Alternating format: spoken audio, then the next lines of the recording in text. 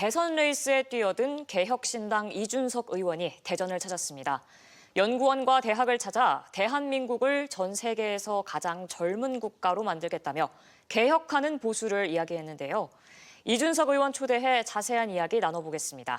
의원님 안녕하십니까? 네, 안녕하세요. 네, 먼저 이 당 대선 예비 후보로 단독 등록 마치셨는데 이 윤석열 대통령 탄핵 인용 기정사실로 보시는 걸까요?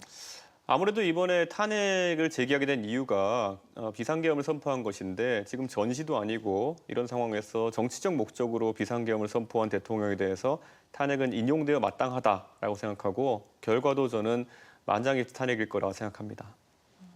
그럼 저희 이번에 고위공직자범죄수사처 공수처 폐지안 발의하셨는데 법원의 윤 대통령 구속 취소 결정에 대해서 어떻게 좀 생각하시는지.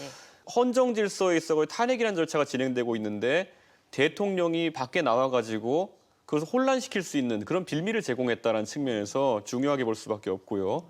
저는 아까 말했던 것처럼 이 혼란이 예고됐음에도 불구하고 지금까지 대처하지 않았기 때문에 처음에 공수처를 이런 불완전한 상태로 만들자고 했던 민주당과 그리고 또 지금까지 이런 업무 분장을 나누는 데 있어 검경 수사권 조정부터 시작해가지고 검찰 개혁을 부르짖던 분들이 사실 이번 사태를 야기했다 이렇게 보고 있습니다.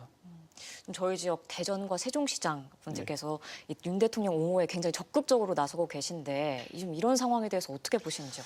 사실 이 충청권에서 오랜만에 보수 정당의 신뢰를 보내주셨습니다. 그건 아무래도 과거에 제가 당대표하던 시절에 중도화를 좀 하고 그리고 이런 과거의 보수의 행태와 좀 단절하라는 의미에서 이렇게 한번 밀어주신 것일 텐데 지금 그 두 분 단체장들이 너무 이념적이고 정치적인 면에 선두에 서신다면은 다가오는 지방선거에서 또 다른 판단을 받으실 수도 있는 거거든요. 그래서 저는 개인적으로 저는 다 인연이 있는 분들인데 좀 그런 주민들의 뜻에 맞게 좀 움직이셔야 되지 않을까 생각합니다. 네.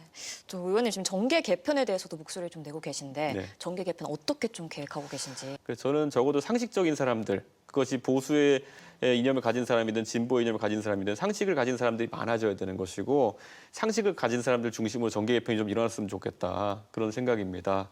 저희 개혁신당이 비록 3석밖에 안 되는 의석을 갖고 있지만은 여러 사안에 대해서 저희가 듣는 평가는 그래도 처음에는 몰랐는데 나중에 보니까 개혁신당이 한 말들이 맞더라라는 평가를 들을 때가 있습니다.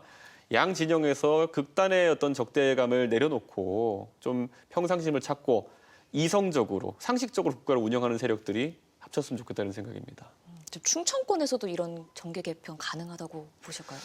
저는 지금까지 충청권이야말로 그런 보수 진보의 극단의 대결이 있을 때 가운데서 중심을 잡아준 역할을 많이 하셨습니다. 그렇기 때문에 전 충청권이 지역으로서보다도 어느 지역보다도 중도적인 성향을 띠고 경우에 따라서 옳은 방향을 선택하는 경향성이 있는 만큼 저는 이런 극한 대립의 상황 속에서 이번에 다가오는 조기 대선에서도 현명한 판단을 해주시리라 기대하고 있습니다.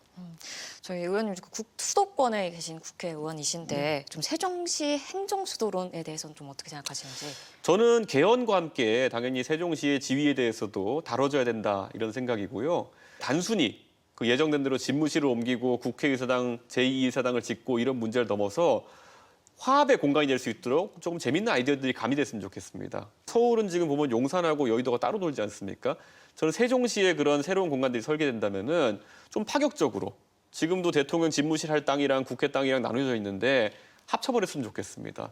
네, 지금까지 이준석 의원과 이야기 나눠봤습니다. 말씀 고맙습니다. 네, 감사합니다.